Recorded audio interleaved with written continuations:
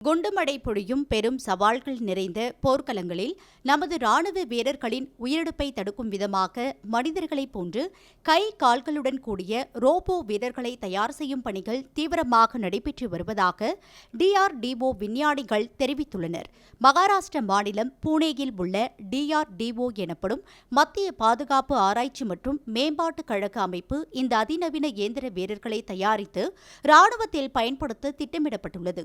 Robot வீரர்களின் உடல் பகுதியில் இலகுரக ஆயுதங்கள் பொருத்தப்பட்டு குண்டுமழை பொழிந்து கொண்டிருக்கும் போர்க்களத்தில் முன்னேறி செல்வது, கண்ணி வெடிகள், வெடிகுண்டுகளை செயலிழக்க செய்வது, ஆபத்தான ரசாயனங்களை கையாளுவது, ஆயுதங்களை இழுத்து வருவது உள்ளிட்ட கடினமான பணிகளை சுலபமாக செய்ய வைக்க முடியும் என்றும் விஞ்ஞானிகள் கூறுகின்றனர். மேலும் கடந்த 4 ஆண்டுகளாக மாதிரி இயந்திர வீரர்களை தயார் செய்து வருவதாக அறிவித்துள்ளனர்.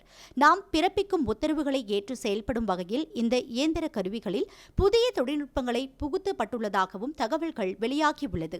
கூடிய விரைவில் இந்த அதிநவீன திறன் வாய்ந்த ரோபோ வீரர்கள் ராணுவத்தில் அறிமுகப்படுத்தப்படுவார்கள் என எதிர்பார்க்கப்படும் நிலையில் இதனால் உலக நாடுகள் மத்தியில் இந்தியா கூடுதல் பலம் பெறும் என்பதில் சந்தேகமில்லை.